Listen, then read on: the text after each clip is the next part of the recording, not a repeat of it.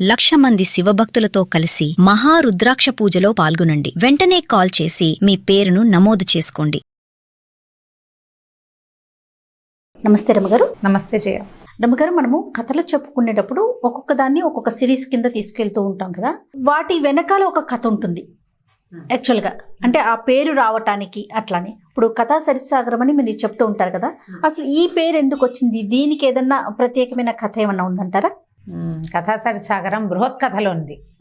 బృహత్ కథ అంటే కథా సరిసాగరం అంటే ఏమో పెద్ద సముద్రం అని బోళ్ళని కథలని తెలుస్తోంది కదా. బృహత్ కథ అంటే ఇంకా పెద్ద కథ అని కదా. బృహత్ కథ చాలా ఫేమస్. సంస్కృత వాంగ్మయంలో బాగా ప్రత్యేకత ఉన్నదన్నమాట. యాక్చువల్గా ఈ బృహత్ కథని సంస్కృతంలో కూడా రాయాల, పైశాచి భాషలో రాశారట. అంటే రాక్షస భాష, పైశాచి పిశాచాల భాష. ఓకే. దాని వెనకాల ఒక చిత్రమైన కథ ఉంది. అందులో పెద్దగా చెప్తే నేను నీకు 2 గంటలు చెప్పచ్చు. 2 గంటలు కాకుండా బ్రీఫ్గా 10 నిమిషాల్లో చెప్తాను.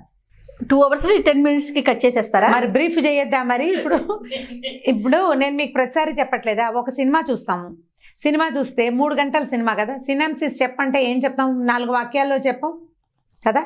పిల్లలు కూడా ఇది అలవాటు చేయాలి. రామాయణం, మహాభారతం కథ బ్రీఫ్గా చెప్పాలి, ఒక 5 నిమిషాల్లో. ఇప్పుడు మనం విశాలంగా చెప్పుకున్నాం అనుకో, చెప్పుకుంటూ వెళ్ళచ్చు. వ్యాస భారతాన్ని 10 నిమిషాల్లో కూడా చెప్పచ్చు, 10 రోజుల పాటు చెప్పచ్చు. ఈ బృహత్ కథ తాలూకు కథను కూడా అంతే. ఇది శాతవాహనుడు అని ఒక రాజుగారు. ఈ శాతవాహనుడు ఏంటంటే, ఆయన తండ్రి దీపకర్ణి అనే ఓ మహారాజుకి సంతానం లేదట. సంతానం లేదు, భార్య కూడా గతించింది.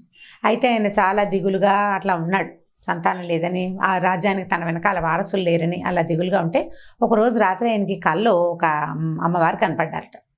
సింహం మీద తిరుగుతున్న ఒక పిల్లవాడు దొరుకుతాడు నీకు, ఆ అబ్బాయిని నీ తాలూకు సామ్రాజ్యానికి రాజుని చెయ్యి, ఆ పిల్లాడిని పెంచుకోమని ఒక కల్లో ఎవరో చెప్పారు ఆయనకి, ఒక అమ్మవారు చెప్పింది. తర్వాత రోజుల్లో ఆయన అడవికి వేటాడడానికి వెళ్తే ఒక పిల్లాడు సింహం మీద వెళ్తూ కనిపించాడు. సింహం మీద ఒక పిల్లవాడు కూర్చుని ఉన్నాడు. అయితే ఈయన ఏం చేశాడంటే, ఆ పిల్లాడిని తీసుకోమని కదా కల్లో కనపడింది, సింహాన్ని చంపుదామనుకుని బాణం వేసుకొట్టాడు.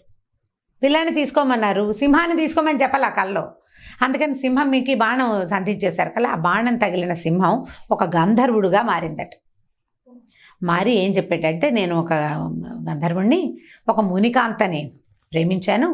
అప్పుడు ఆ ఋష్యాశ్రమంలో ఉన్నవాళ్ళు, నువ్వు ఇట్లా మునికాంతతోటి ఇట్లా చేసావు కాబట్టి మీ ఇద్దరు సింహాలు అయిపోండి, పశువుల జంతువులా ప్రవర్తించారని శపించారు. మేము సింహాలుగా మారిపోయాం. శాపావసానం అడిగితే ఆడసింహానికి ఏమో కొడుకు పుట్టంగానే శాపావసానం, నాకేమో ఒక రాజు తాలూకు బాణం తగిలినప్పుడు శాపావసానం అని చెప్పారు.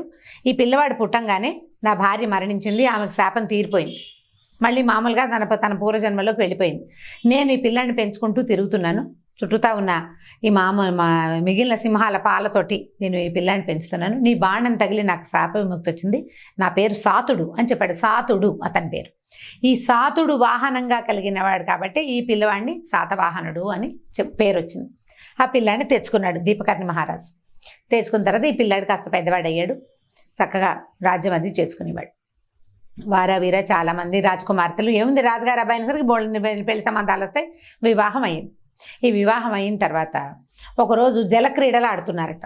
రాజుగారు ఏం పెద్ద చదువుకోవాలి, అతను చిన్నతనం అడవిలో గడిచింది. తర్వాత రాచరికపు వ్యవహారాలు నేర్చుకున్నాడు, బాణాలు కత్తి యుద్ధాలు అవి ఇవి నేర్చుకున్నాడు. సంస్కృతాలు తెలుగు గిలుగు ఆయన ఏం చదువుకోలేదు, కొద్దిగా తెలుసు అంతే. ఏమైంది, ఈ మన స్విమ్మింగ్ పూల్లో జలకాలు ఆడుతున్నారు. జలకాలు ఆడుతుంటే ఆయన ఏం చేశాడు, మామూలుగా నీళ్ళలో ఉండేటప్పుడు నీళ్ళు ఇలా చిమ్మ కొడతారు కదా, ఈ చిమ్మ కొడుతుంటే ఆ చిన్న రాణి గారి మొహం మీద పడ్డాయట. ఆవిడ మొహానికి చేయటం మోదకై తాడయ్య రాజని నందిట.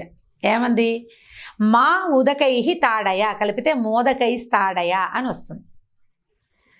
అంటే నీటితోటి కొట్టద్దు అని ఆవిడ చెప్పింది. ఈయనకి ఎలా అర్థమైంది, మోదకై తాడయ అని అర్థమయ్యి, అంటే లడ్డూలతో కొట్టమంటోందని భావించి బంగారపు లడ్డుకి మన పంచదార లడ్లు తెప్పించి లడ్డు పెట్టి కొట్టాడు. ఆవిడ కొట్టేసరికి ఆవిడకి పక్కపక్క నవ్వింది. నీకు అది కూడా తెలీదా, నీళ్లతోటి కొట్టద్దని చెప్తే లడ్డూలతోటి మోదకాలతో కొడతాడు. మోదకం అంటే లడ్డు, లడ్లతోటి కొడతావేమిటి రాజా, నీకు అది కూడా తెలీదా, అంత మాత్రం కూడా రాదా నీకు, ఇంత విద్యాగంధం లేనివాడివి రాజు ఎట్లా అయ్యావంది. అనేసరికి ఆయన చాలా దిగులు పుట్టేసింది. ఆయనకి ఏం చేయాలో తెలియలేదు. చదువు లేదని ఇంత భార్య అవమానిస్తే మొత్తం పరిజనం అంతా అక్కడ రాజు రాణి వాళ్ళు జలకాలు ఆడుతుంటే ఇంకా 5-6 రాణులు ఉన్నారు. మరి పనివాళ్ళు, దాసులు, సైనికులు, సహాయం చేసేవాళ్ళు ఎంతమంది ఉంటారు. వాళ్ళందరి ముందు నీకు చదువు సంధ్య లేదని రాణిగారు అనేసరికి చాలా చిన్నబుచ్చుకున్నట్టు ఆయన. చిన్నబుచ్చుకుని అప్పుడు తన దగ్గరున్న మంత్రులు అంటే ఉపాధ్యాయులు అందాం, మంత్రులు అందాం, లేకపోతే పురోహితులు అందాం, అక్కడ ఉన్నారు గురువులు, వాళ్ళని పిలిచి నాకు సంస్కృతం నేర్పించండి. విద్యాగంధం రావడానికి ఎన్నాళ్ళు పడుతుందంటే గుణాఢ్యుడు చెప్పేట కనీసం 12 సంవత్సరాలు లేదా 6 సంవత్సరాలు అయినా పడుతుంది సంస్కృతం చదువుకోవడానికి. ఈ శర్వవర్మ అని ఇంకొక పండితుడు ఉన్నాడు. ఆయన ఏమన్నాడంటే 6 నెలల్లో నేను పండితుడిని చేస్తానన్నట్టు రాజును అసూయతోటి, గుణాఢ్యుడి మీద అసూయతోటి అన్నాడు. గుణాఢ్యుడు ఏమన్నాడంటే నువ్వు గనక అట్లా చేసినట్టయితే 3 భాషల్లో సంస్కృతము, ఆంధ్రము, తర్వాత సంస్కృతం ఆంధ్రం కాదు, సంస్కృతము, ప్రాకృతము, దేశ భాష, ఆ దేశంలో ఉన్న భాష, ఈ 3 మాట్లాడను, ఈ 3 మాట్లాడడం మానేస్తాను నువ్వు గనక చేయగలిగితే, 6 నెలల్లో నేర్పించగలిగితే. అంటే ఇతనేమన్నాడు ఈ రెండో వాడు, ఒకవేళ నేను చేయలేకపోతే నీ చెప్పులు మోస్తాను నేను అన్నాడు. ఇద్దరు పందెం పెట్టుకున్నారు.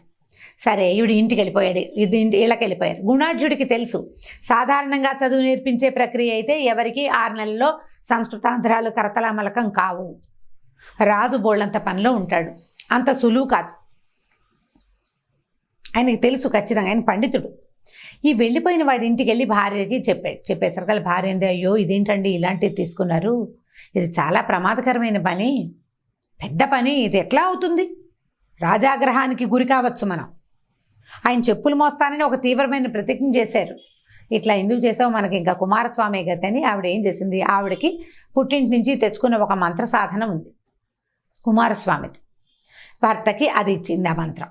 ఆయన ఏం చేశాడంటే ఆ రాత్రి బాగా కుమారస్వామి ధ్యానంలో మునిగి అక్కడేదో క్రౌంచ పర్వతమో ఏదో ఒక పర్వతం కూడా అక్కడికి వెళ్ళి కుమారస్వామిని సాధన చేశాడు.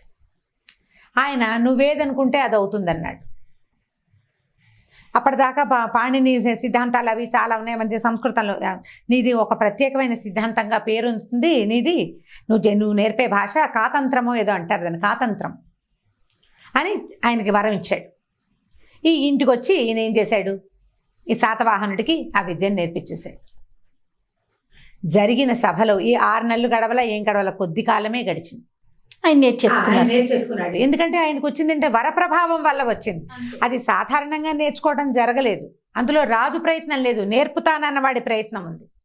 దాంతో ఆ ఒక పెద్ద సభ జరిగినప్పుడు రాజుగారు ఆ చెప్పిన సంస్కృత శ్లోకాలన్నిటికీ సంస్కృతంలోనే వ్యాఖ్యానం చెప్పగలిగాడు. దాంతో హర్ట్ అయిపోయిన గుణాఢ్యుడు, ఇప్పుడు అతను గెలిచేశాడు, శర్వవర్మ గెలిచేశాడు, ఇంక ఇక్కడ గుణాఢ్యుడు ఏముంటాడు, ఆయన కాస్త తన శిష్యులతోటి అడవిలోకి వెళ్ళిపోయాడు, మాటలు మానేశాడు. సంస్కృతంలో, ప్రాకృతంలో, దేశ భాష, అక్కడ జరుగుతున్న భాష ఒకటి ఉంది ఆ దేశంలో, 3 భాషల్లోనే మాట్లాడు, నిశ్శబ్దాన్ని అవలంబించేశాడు, మాట్లాడడం మానేశాడు. ఈ అడవిలోకి వెళ్తుంటే ఆయన కొన్ని పిశాచాలను చూశాడు. ఆయన ఏంటంటే చాలా పండితుడు, విపరీతమైన గ్రాస్పింగ్. ఈ పిశాచాల ద్వారా పైశాచి భాషని నేర్చుకున్నాడు. ఈ మొదలేసిన 3 భాషల్లో అది లేదు కదా, పైశాచి భాషలోనే రాశాడు. ఆయన ఎలా రాశాడంటే 7 లక్షల ఆకుల మీద రాశాడట ఆ కథని, చాలా గ్రంథం రాశాడు, ఉద్గ్రంథం. అప్పుడు ఆయన ఉన్నది అడవిలో, సిరాగిరా ఏం లేదు, తాటాకు మీ ఆకుల మీద రాయాలి, తన రక్తంతో రాశాడు. రాసిన తర్వాత ఏమైంది, ఇంత ఉద్గ్రంథం, ఆ బృహత్ కథ, ఇంత గ్రంథాన్ని రాజుకు అప్పచెప్పాలని భావించాడు.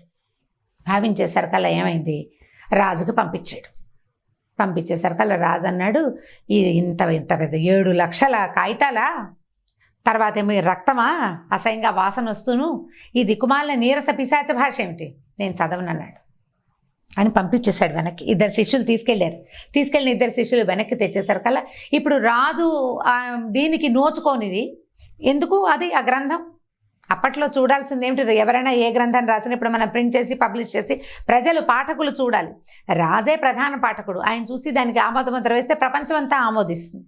దాంతో ఆయన ఏం చేశాడంటే అగ్నిని వెలిగించి ఒక్కొక్క కాగితం అందులో పడేసేసాడు.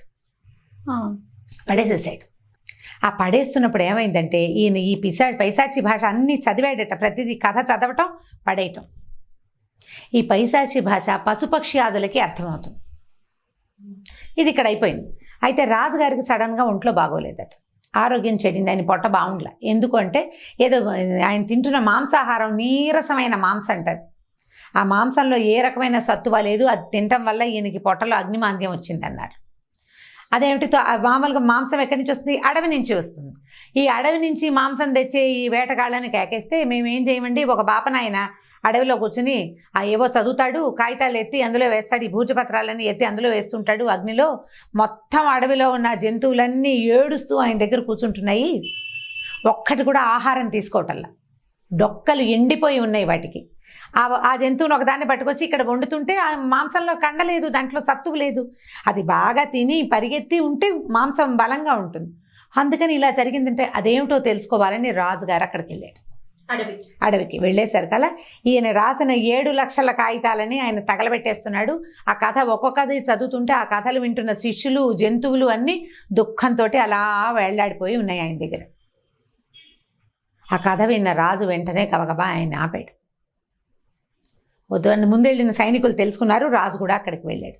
అప్పుడు 7 లక్షల కాగితాలలో 6 లక్షలు తగలబడిపోయినాయి, 1,00,000 కాగితాలు మాత్రమే మిగిలినాయి. అది కాగితం అంటే మన పేపర్ లాంటిది కాదు, ఆకు అన్నమాట. అందులో ఉన్నది నరవాహన దత్త చరిత్ర అనే ఒక్క కథ మాత్రం మిగిలింది. ఆ ఒక కథే మిగిలింది. నరవాహన దత్త చరిత్రే మనం చదువుకుంటున్న కథా చరిత్సాగరం తాలూకు మెయిన్ స్టోరీ. ఆ పైశాచి భాషలో ఉంది. అది ఎందుకుందంటే ఆయన ఈ 3 భాషలు రాయలేడు కదా, అవి నేను వదిలేశాడు. ఆయనకు సులువుగా వచ్చింది పైశాచి భాష. ఆ భాష జంతువులకు అర్థమవుతుంది కాబట్టి అవన్నీ ఇంత గొప్ప గ్రంథం ఇలా అయిపోతుందని ఆ కథ విన్న సంతోషంతో, కథలో వచ్చిన బాధలతోటి, అంటే కథకి లోబడతాయి చూడు, ఎవరైనా కథకి లోబడవలసిందే. వినడం మొదలు పెడితే ఎవరైనా దొరికిపోతారు కథకి. జంతువులు కూడా అంతే, జంతువులు కూడా ఆ కథను వింటూనే అలా అయిపోయినాయి అనమాట. అప్పుడు అది ఆయన తెచ్చుకుని దాన్ని మళ్ళీ మామూలు భాషలోకి మార్పిచ్చారు. గుణాఢ్యుణ్ణి మళ్ళీ తెచ్చుకున్నారు. ఆ కథనే మనం ఇప్పుడు బృహత్ కథని ఈ కథా చరిత్సాగరంగా మలిచారు. రకరకాల భాషల్లోకి తర్జుమా అయ్యింది. పైశాచి భాష నుంచి సంస్కృతంలోకి మార్చారు దాన్ని. తర్వాత కథలు మనం అందులో ఉన్న కథలే, అవి కూడా గొలుసు కట్టు కథలు. ఓ కథల నుంచి ఓ కథ, ఓ కథల నుంచి ఓ కథ, అట్లా అట్లా అట్లా అట్లా మారుతూ ఉంటాయి. ఆ మారుతున్న రకరకాల కథల్లో నుంచి మెయిన్ కథ ఏంటంటే నరవాహన దత్త చరిత్ర. ఈ నరవాహనుడు ఎవరు అనేది తర్వాత ఎప్పుడైనా కుదిరినప్పుడు చెప్పుకుందాం. ఇంత స్టోరీ ఉందా రమ్మగారు దీని వెనకాల? రైట్ అమ్మగారు, ఇంకొక స్టోరీతో మళ్ళీ కలుద్దాం. నమస్తే. నమస్తే.